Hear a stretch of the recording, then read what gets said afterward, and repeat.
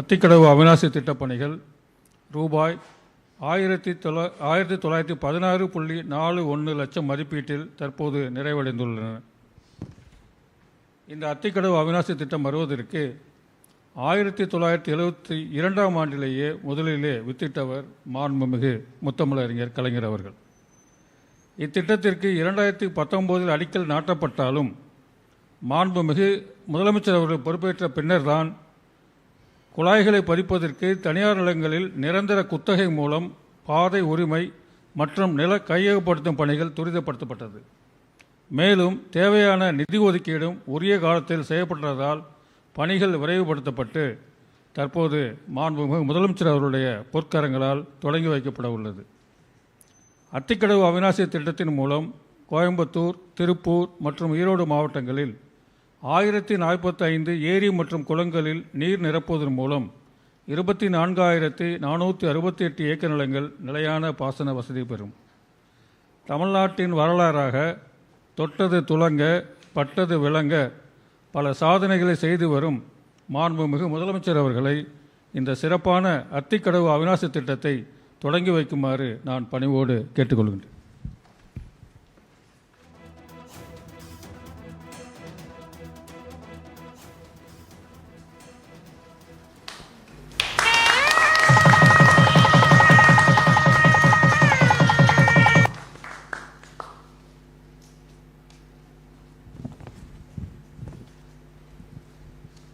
Sir, இது இந்த அத்திக்க பவானி ஆற்றுல அந்த காளிங்கராயன் அணைக்கட்டு கீழே தான் இந்த முதல்ல நம்ம பம்ப் ஹவுஸ் வச்சுருக்கோம் சார். இது முதலாம் பம்ப் ஹவுஸ். இது மாதிரி 6 இது இருக்குது. இந்த இடத்துல இந்த மாதிரி மொத்தம் 6 பம்பு வச்சுருக்கோம். ஒவ்வொன்றும் 1115 கிலோவாட் கெப்பாசிட்டி உள்ளது. மொத்தம் 250.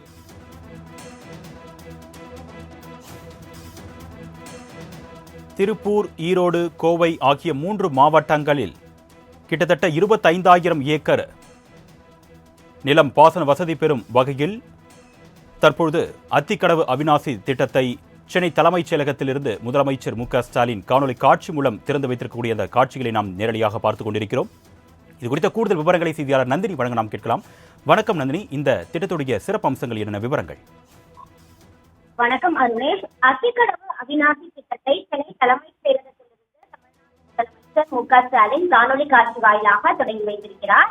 1957ஆம் ஆண்டு காமராஜர் ஆட்சி காலத்தில் மாரப்ப கவுண்டரால் முன்மொழியப்பட்டதுதான் அத்திக்கடவு அவிநாசி திட்டம். பவானி மற்றும் ஈரோடு மாவட்டங்களில் உள்ள 1045 ஏக்கர் மற்றும் குட்டைகளில் நிரப்பும் திட்டமாக இந்த திட்டம் பார்க்கக்கூடிய நிலையில் கோவை, திருப்பூர் மற்றும் ஈரோடில் வாழும் 40 லட்சம் மக்களின் குடிநீர் தேவையை பூர்த்தி செய்வதோடு 1.5 லட்சம் ஏக்கர் விவசாய நிலங்களும் பயன்பெறக்கூடிய வகையில் இந்த திட்டம் அமைக்கப்பட்டிருக்கிறது. ஒவ்வொரு தேர்தலின் போதும் அரசியல் கட்சிகள் வெளியிடும் தேர்தல் அறிக்கையில் அத்திக்கடவு அவிநாசி திட்டம் நிறைவேற்றப்படும் என்ற வாக்குறுதி பிரதானமாக இடம்பெறும். 2016ஆம் ஆண்டு அத்திக்கடவு அவிநாசி திட்டத்தை நிறைவேற்ற கோரி அப்பகுதி மக்கள் பட்டினி போராட்டம் நடத்தியதன் எதிரொலியாக போராட்டத்தின் அப்போதைய முதலமைச்சர் ஜெயலலிதாவை பொறுத்தவரையில் அத்திக்கடவு அவிநாசி திட்ட ஆய்வுப் பணிகளுக்கான ஆரம்ப கட்ட ஆய்விற்காக 3.27 கோடி ரூபாயை ஒதுக்கீடு செய்திருக்கிறார்.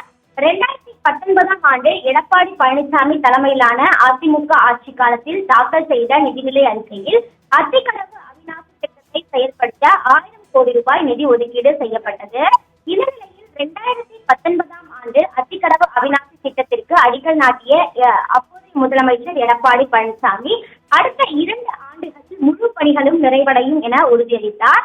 இந்த நிலையில்தான் பார்த்தோம் என்றால் தற்போது அத்திக்கடவு அவிநாசி திட்டத்தை சென்னை தலைமைச் செயலகத்திலிருந்து காணொலி காட்சி வாயிலாக தமிழ்நாடு முதலமைச்சர் தற்போது தொடங்கி வைத்திருக்கிறார். இந்த நிகழ்ச்சியில் அமைச்சர்கள், நீர்வளத்துறை செயலாளர் உள்ளிட்ட தமிழ்நாடு அரசின் முக்கிய அதிகாரிகளும் பங்கேற்றுள்ளது குறிப்பிடத்தக்கது.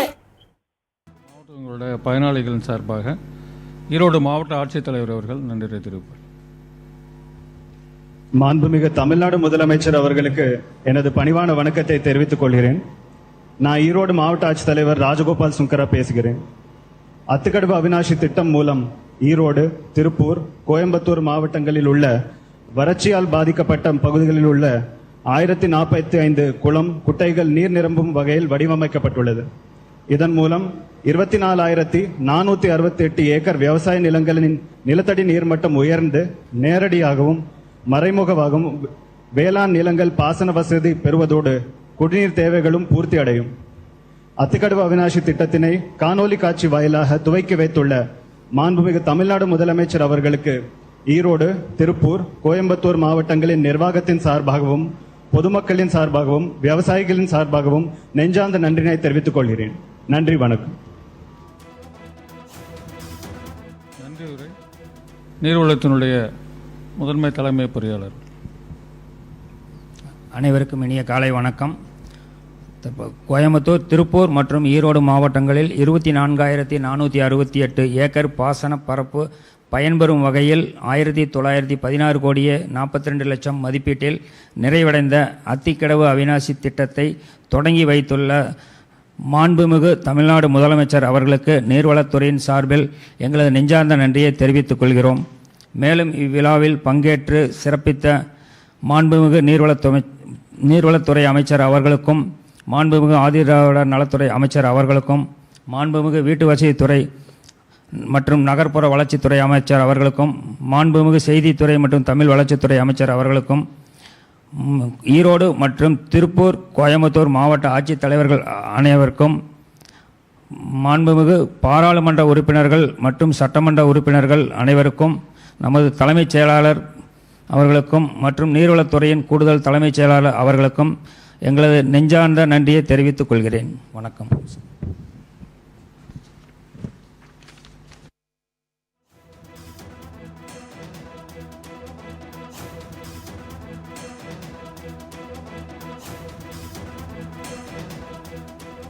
கனவு திட்டமான அத்திக்கடவு அவிநாசி திட்டத்தை தற்பொழுது சென்னை தலைமைச் செயலகத்திலிருந்து முதலமைச்சர் மு.க.ஸ்டாலின் காணொலி காட்சி வாயிலாக தொடங்கி வைத்தார். அதன் நேரலை காட்சிகளை நாம் பார்த்தோம். திருப்பூர், ஈரோடு, கோவை ஆகிய 3 மாவட்டங்களில் இருக்கக்கூடிய ஏறத்தாழ 25,000 ஏக்கர் நிலங்கள் பாசன வசதி பெறும் வகையில் 1,916 கோடியே 41 லட்சம் ரூபாய் மதிப்பீட்டில் அத்திக்கடவு அவிநாசி திட்டத்தை தற்பொழுது சென்னை தலைமைச் செயலகத்திலிருந்து காணொலி காட்சி வாயிலாக முதலமைச்சர் மு.க.ஸ்டாலின் தொடங்கி வைத்திருக்கக்கூடிய அந்த நேரலை காட்சிகளை நாம் பார்த்துக் கொண்டிருக்கிறோம். இது குறித்த கூடுதல் விவரங்களை செய்தியாளர் நந்தினி வழங்க நாம் கேட்கலாம். வணக்கம் நந்தினி, கூடுதல் விவரங்கள்.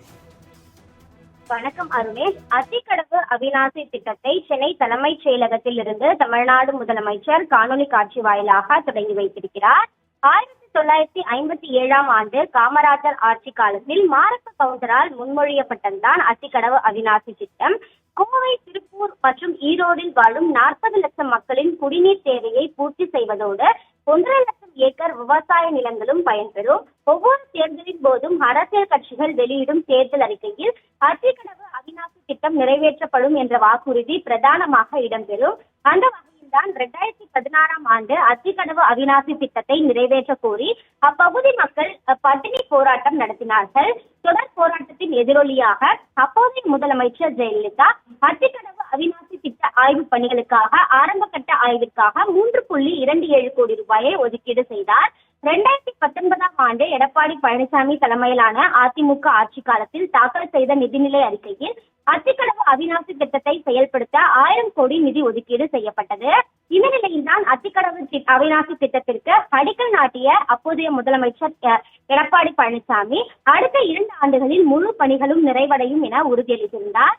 திமுக ஆட்சி பொறுப்பேற்ற 3 ஆண்டுகளில் அத்திக்கடவு அவிநாசி திட்ட பணிகள் மந்தமாக நடைபெறுவதாக எதிர்க்கட்சிகள் குற்றச்சாட்டுகளை முன்வைத்தார்கள்.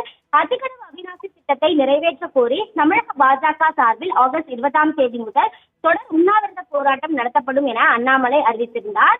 இதையடுத்து தமிழ்நாடு முதலமைச்சர் அத்திக்கடவு அவிநாசி திட்டத்தை சென்னை தலைமைச் செயலகத்திலிருந்து காணொலி காட்சி வாயிலாக தற்போது தொடங்கி வைத்திருக்கிறார். இந்த நிகழ்ச்சியில் அமைச்சர்கள் துரைமுருகன், கயல்விழி செல்வராஜ், தலைமைச் செயலாளர், நீர்வளத்துறை செயலாளர் உள்ளிட்ட தமிழ்நாடு அரசின் முக்கிய அதிகாரிகளும் பங்கேற்றுள்ளது குறிப்பிடத்தக்கது. விரிவான தகவல்களுக்கு நன்றி நந்தினி.